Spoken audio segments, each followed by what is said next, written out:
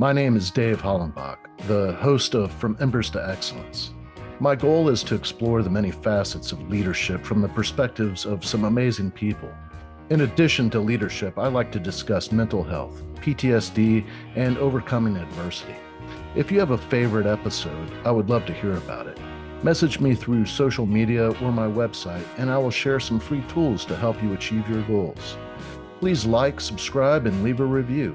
If you haven't purchased your copy of my book, Fireproof, please grab a copy today.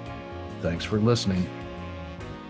Today, I've got a special guest, retired Lieutenant Colonel Oak McCulloch. He was a guest previously. Great conversation. Decided to have him back. The new short format can serve to highlight our beliefs in leadership or whatever the conversation brings to us. I want to touch on leadership, obviously, but for those of you that haven't listened to the episode where I interview Lieutenant Colonel McCulloch, he retired as a lieutenant colonel. He's an internationally recognized keynote speaker and the author of the 2021 release, Your Leadership Legacy, Becoming the Leader You Were Meant to Be. Both his leadership presentation and his book are based on his 40 plus years of leadership experience. 23 of those years, he served as a combat arms officer in the United States Army. Oak highlights principles that will benefit today's leaders and inspire the leaders of tomorrow in any profession and at any level of leadership. And you'll hear me talk to people from all walks of life that are proven leaders. That's right. And, when it comes to effective leadership is effective leadership. And in your opinion and in your expertise, what would you say, or what would you guide people to develop as a leader? What form of leadership do you believe is the most effective? Yeah, I think servant leadership is the most effective. And by the way, thanks for having me back on the show. We loved being on the show the first time. I think servant leadership is the most effective. I've had leaders all over the scale, and I had a boss one time who told me, Oak, leadership is on a scale. And on one end of the scale, you have the authoritarian, micromanaging, do it exactly as I tell you type of leader. And he said, and we've all had that leader and nobody likes that leader. I've been there. And then on the other end of the scale, you have Attila the Hun and chaos. And he said, you want to be as close to chaos as you can get. He said, because a couple things happen. Controlled chaos, but as close to chaos as you can get. He said, a couple things happen. Number one, you use it at that point, you are using other people's skills, other people's abilities, and other people's knowledge. And you as the leader don't have all the knowledge. I promise you, I don't care how long you've been there. Use the people on your team. And that's the whole part of servant leadership, is taking some of the responsibility off of you. I mean, you're always the person on the blame line. It's you're responsible for everything that does happen in your organization, but give some accountability and some authority away and let other people take care of it. And that's how you get to that end of the scale, is that you train people to a standard, you give them the tools and the resources that they need to get the job done, you give them the authority, and then you get out of their way. And if you do that, then you'll be absolutely amazed at what happens. They will do things that you don't even think they can do. Now, will they do it the same way you would have done it? Absolutely not, but who cares? I always use the analogy, 7 + 2 is 9. But so is 6 + 3 and 5 + 4 and 8 + 1 and 10 - 1. It doesn't matter how you get to 9, you just got to get there. And so let them use their skills, their knowledge, and their abilities to get you there. I really like that. I was expecting you to say something like laissez-faire on the other end of the spectrum, which I guess kind of that Attila the Hun chaos. Um, I don't know. I don't know. How would you? Where would you place laissez-faire leadership? Yeah, somewhere on that end of the scale, but maybe not quite as far as what I'm talking about, where you even in that leadership, you are allowing people the freedom to be creative, to use their own skills, their own ability. I think the difference is this. I think even where I'm talking about, it doesn't mean that you wash your hands of what they're doing. You still have to be there as a resource, as a mentor, as somebody, if they got questions or issues they can come to. Because again, you are the one responsible. But you step out of their way. And even when they come to you, at least in what I've done, the way I adopted that scale that my mentor told me about, is I said, if you come to me, I'm still not going to tell you how to do it. I'm going to say, okay, Dave, here are 3 ways that I've seen it done. Here's something to think about. And then let them think about it and let them figure out which route they want to go. Because again, I think the problem is the further away from that you get, the closer we get to micromanaging, and micromanaging is evil. That is the worst thing you can do for your organization. Because not only are you cheating that person out of that experience, but you're cheating everybody who ever works for that person out of that experience because they can't pass it on. So you might be affecting your organization for the next 10, 15, 20 years, however long that person works there. So when you micromanage, you're not doing that person any favor, you're not doing yourself any favor, and you're not doing your organization any favor. So I think, even though you get as far away from managing people on a really close basis, you still got to be involved. It's just, instead of doing things for people and telling them how to do it, you give them ideas of how they can do it and let them pick how they want to do it, what fits their style, what fits their the way they do things, because everybody's different, and we want leaders to be different. We don't want robots out there. We want people to use their own style and their own personality and all those things that make a person a person.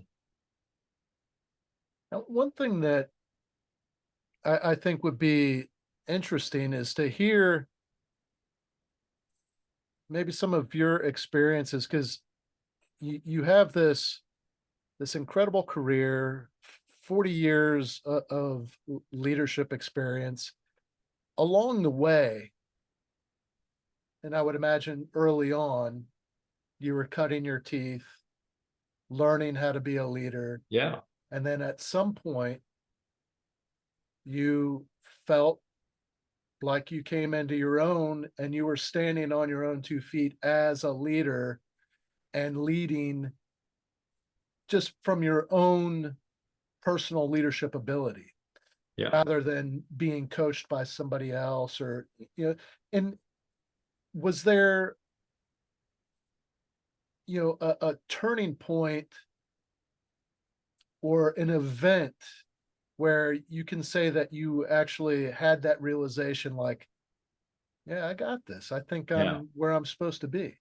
Yeah. Well, I'll tell you, it's funny that you bring that line of thought up, because I will tell you that one of the first influences in my career in the Army, as a leader, was actually the person I give the most credit for was my platoon sergeant, who worked for me.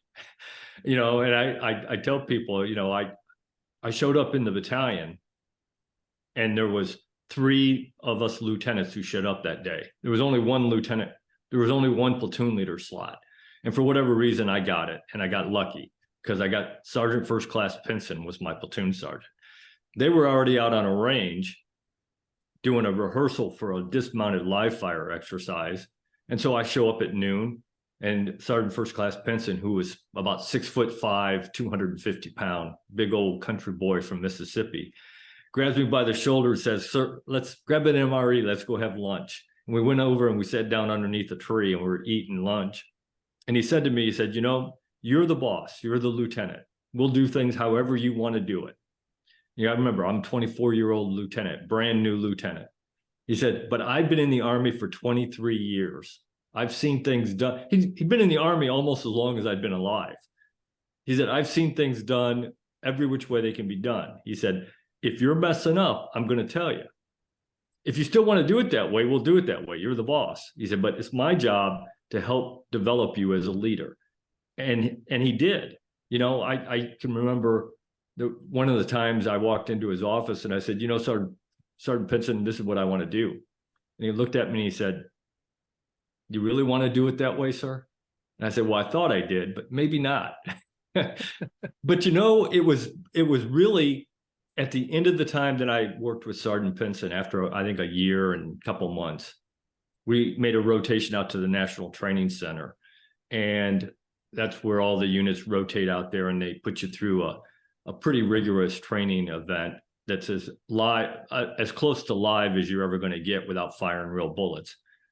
And I started to do some things that made me understand that I could do things on my own, that I didn't have to go to Sergeant Pinson and ask him his opinion. I still did on occasion when I had something and the time I could do it. Why wouldn't I? I mean, they may have more experience than I, way more experience than I did. But I started feeling comfortable doing things on my own. And then when I moved to my second platoon, it was really, the confidence was there. And I give Sergeant Pinson a lot of credit for that. Yeah, it's interesting. I've interviewed, I don't even know how many military officers, but every single one of them will look back. If you know, the conversations that I've had, they've all come to this point here where they tell me about their first platoon sergeant or their first non-commissioned officer who was like their second in command. Yeah. You know, as a very young officer in the military, there are those that believe they've got it all figured out and they rely on that position power. Yeah. They'll tell you all day long why you need to listen to them because they've got the rank, right? That's right. And then there's the officers that know that they don't know how much they don't know. That's it. That's exactly it. And they know that they can get some answers and some guidance from this individual that's been there, done that, and has seen the mistakes made by other officers. That's right. And those officers that are able to, you know, be humble enough to go to that individual, to go to their first sergeant or platoon leader, whatever, you know, they'll go talk to them, having the ability to get out of your own way. Where does that come from? So I think that comes back to the servant leadership part. And I was lucky.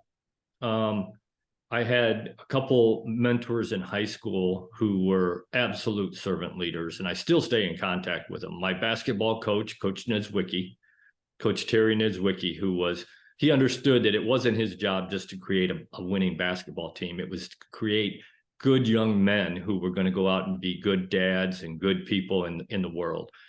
And then I had my high school history teacher, who I still stay in contact with, Mr. Charles Schindler, who was a Vietnam veteran. And same thing, he just didn't teach history. He actually believed his job was to pass on some knowledge and some skills about being a good young man and a good young lady out in the world. And so I had them as early on. And then I had some really good servant leaders in the Army that really kind of showed me that's the way to go. And so if you believe in servant leadership, then you believe in taking care of the people that you have the privilege to lead, because you do believe it's a privilege. It's not about this on your shoulder. It's not about a title. It's not about rank. It's not about privileges. It's not about pay. those things are always nice and they come with the job, but if that's the only reason you want to be a leader, go do something else. You're not going to be a good one at all. It is about how you treat the people that you have the privilege to lead and turning them into better people. And, one of the things that I learned early on, just from some servant leaders I worked for, was trust the people that work for you, that they have a lot of knowledge.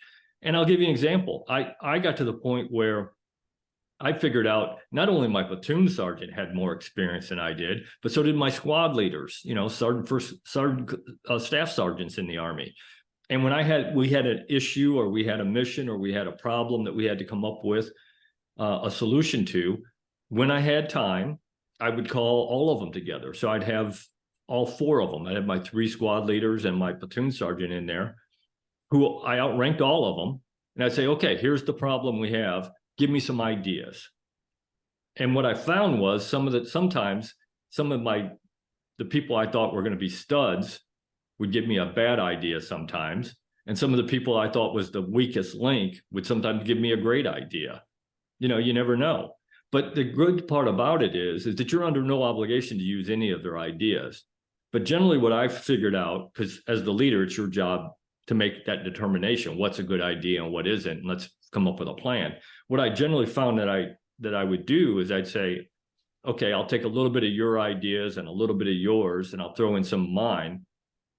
And that's the solution we would come up with. And when 2 things happen when you do that, you start to build trust, because you ask them their opinion. Even if you didn't use it this time, you might next time. You at least ask their opinion.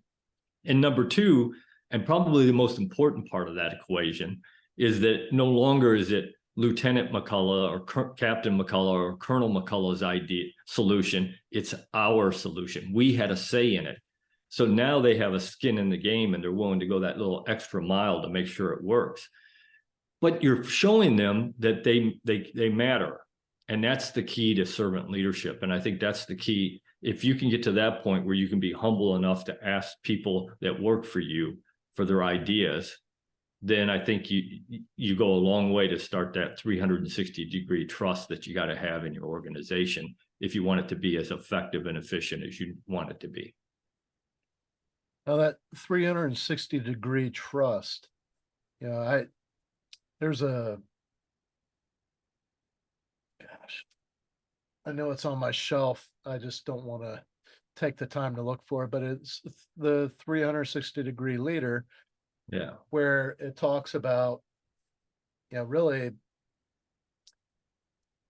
as a way to shine a light on your blind spots, your weaknesses, where can, as a leader, where can I shore up my weaknesses? You do, a 360-degree evaluation where you ask your supervisors, your peers, and the people that you lead to evaluate you and take it, look it over. And a lot of times you see areas that you had no idea you were deficient in. Yeah. If you're honest, if you're willing to actually look at it and take it for what it is. Unfortunately, too many times people, they get that 360-degree look and they say, well, I don't believe that. Well, somebody believes it because they said it. Yeah. So, you got to at least take it, you got to at least look at it and say, am I really like that? And I think the 360-degree trust is something like that, at least the way I look at it. I think that trust, first of all, trust is the glue that holds every organization together. If there's no trust in an organization, it's not going to be very effective or efficient. It probably isn't even going to succeed. It's going to fail. So I think, the trust goes a bunch of different ways. It's not just the people you lead trusting you, although that is probably the most important part of the trust equation, because without that, none of the rest of it matters. It's also you trusting the people that you lead. You got to trust that when you give them an assignment, that they can get the job done that you're asking them to do.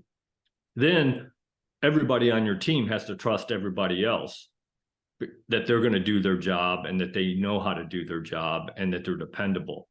And then the last piece of that trust is that people outside your organization, what type of trust do you develop with the other businesses, the other organizations that you have to do business with?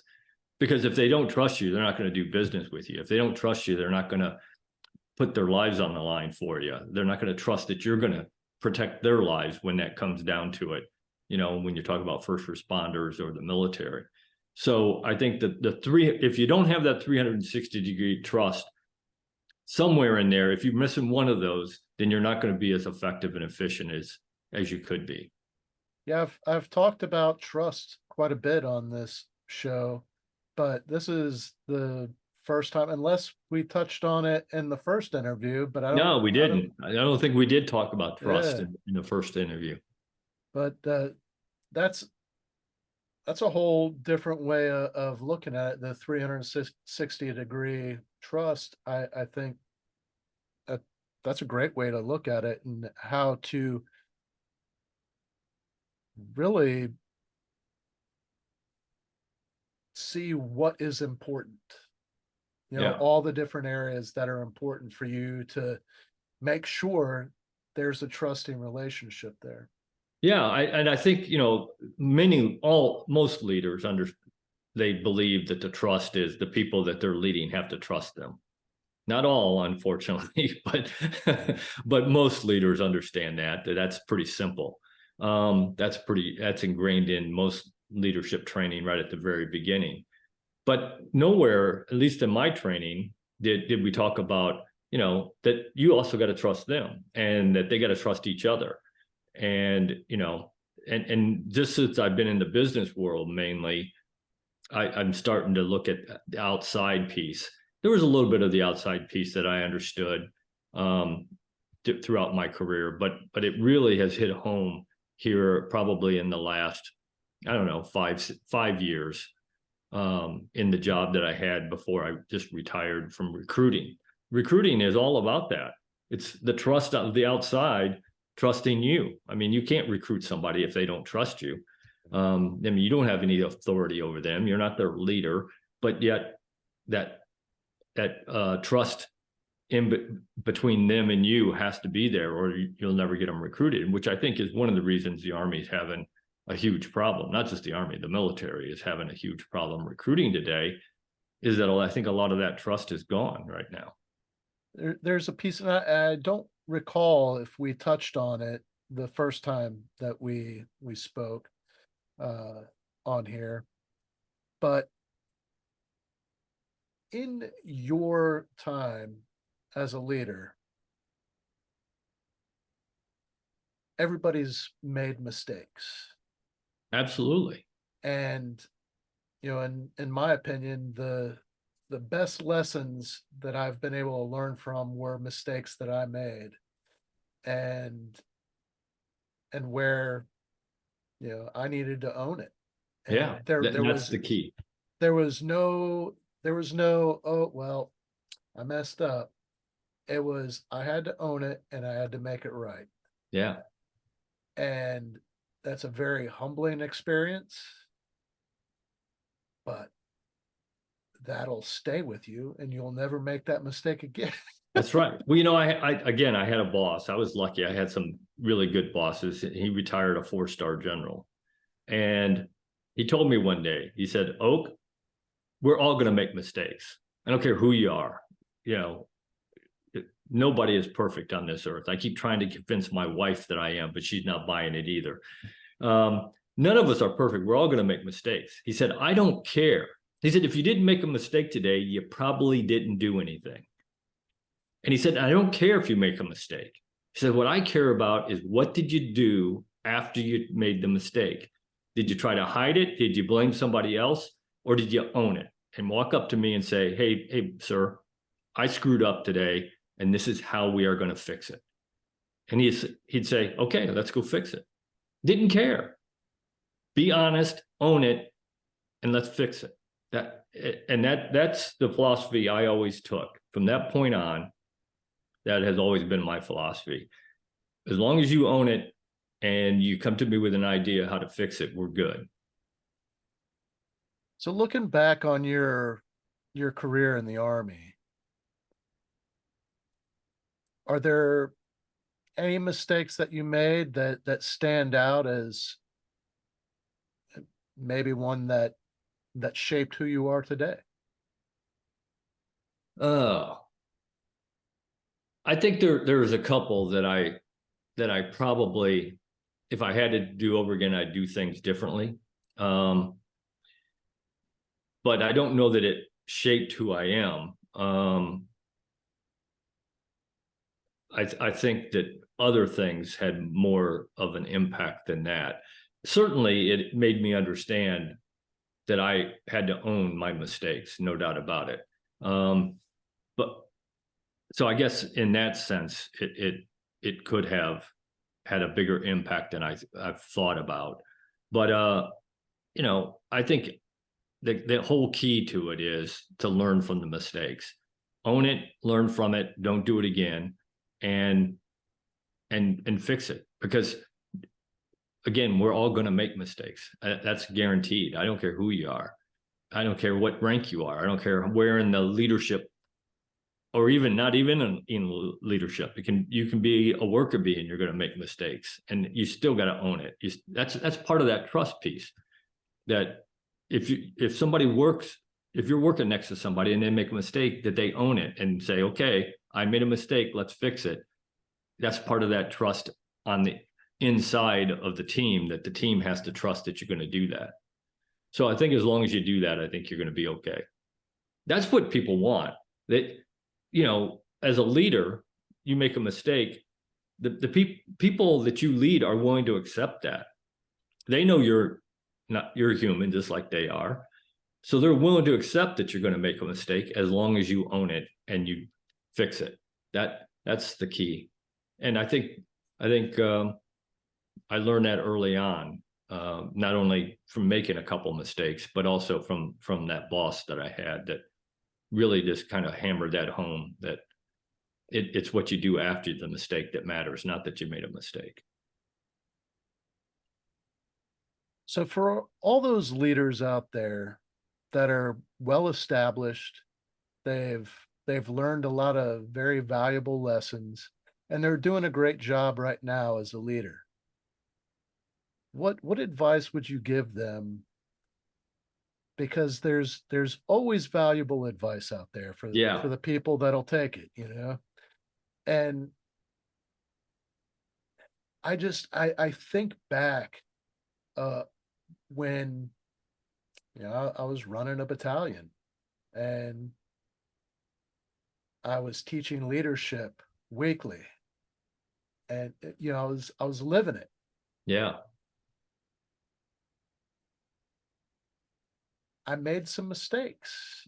I think I allowed my ego to get the best of me. I thought I was there. I had it all figured out. I'm the expert.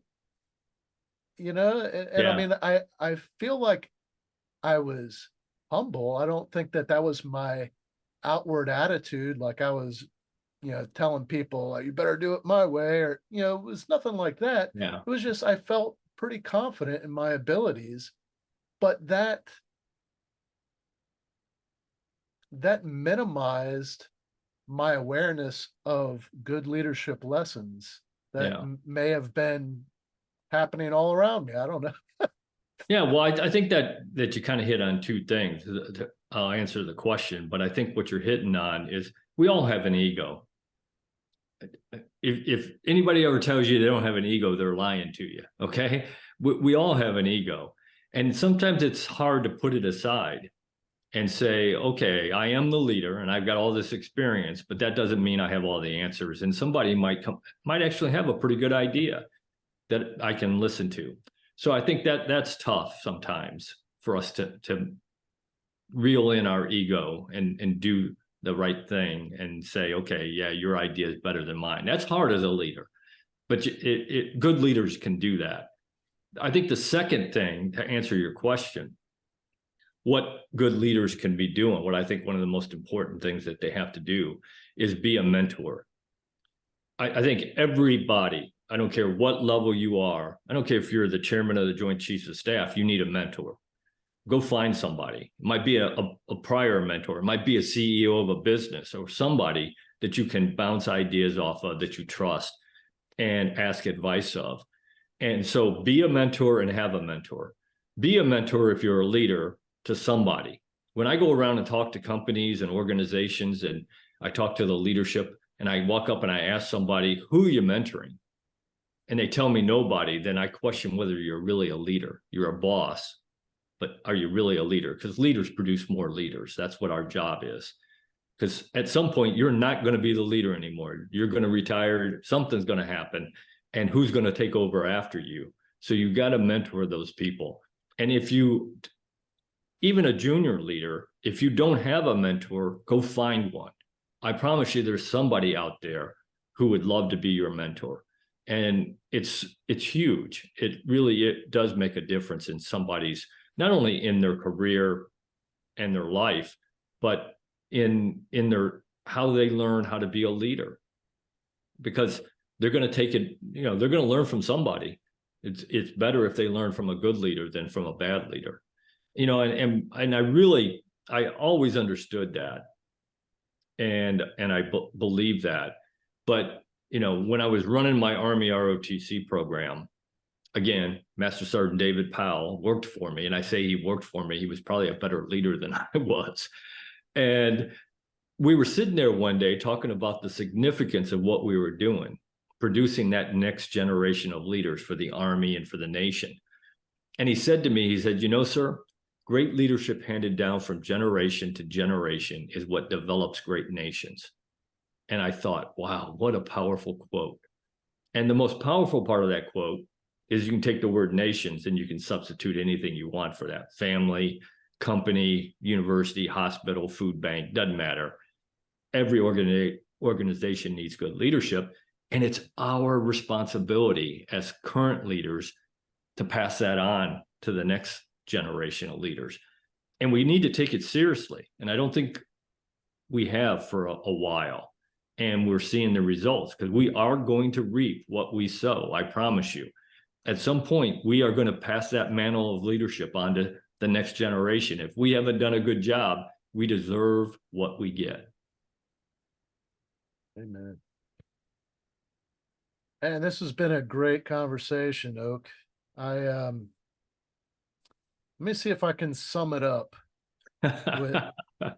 We talked about servant leadership, 360-degree trust, mentorship. When you make a mistake, own it. It's more important what you do to correct your mistake than the fact that you made a mistake. Yeah. And put your ego aside. Best leaders can do that. And it's hard. And I've had some great leaders who they had an ego, obviously, but they were very good at putting it aside when they needed to.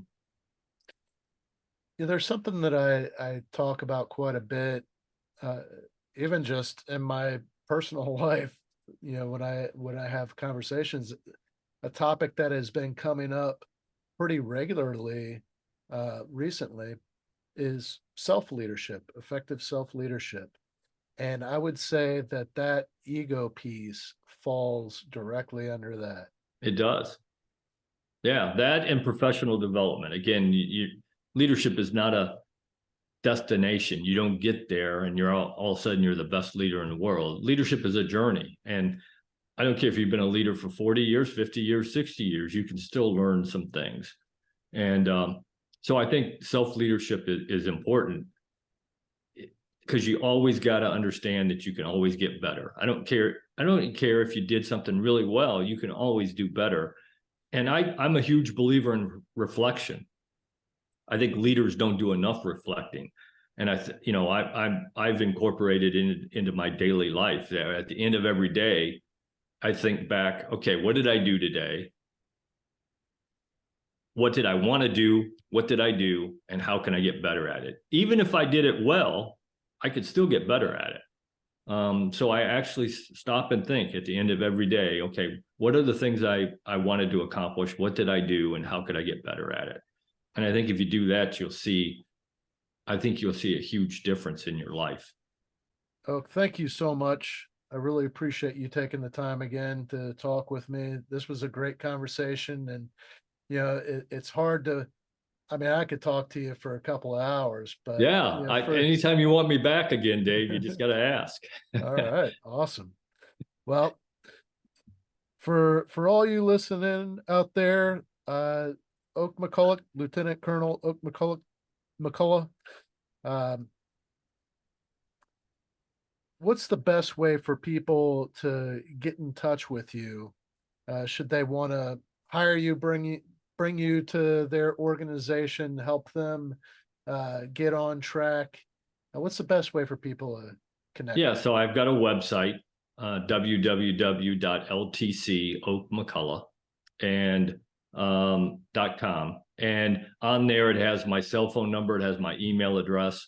It has a link to all my social media, has a link to my book if somebody's interested in picking up a copy of my book. But, and by all means, send me an email, give me a call. I'd love to talk to people if they're willing, if they want me to come talk, or even if they just have a question about what we just talked about. I love to talk. This is my passion, is to make sure that we are producing good leaders, because I don't see a whole lot of them out there right now, and we got to do a better job.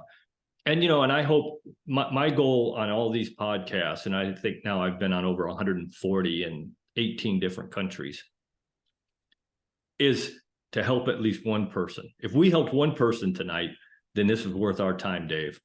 And I would love if somebody's watching this and they got a question about what we just talked about, or there's a burning question you have about leadership that we didn't cover tonight, send me an email, ask me about it, and we'll start a conversation about it. Because again, we got to do better. We got to do a better job of training this next generation of leaders.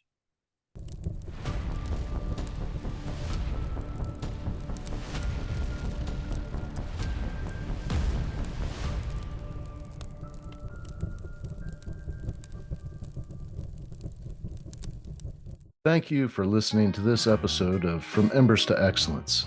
Please visit hollenbachleadership.com for additional content, and don't forget to like, subscribe, and leave a review.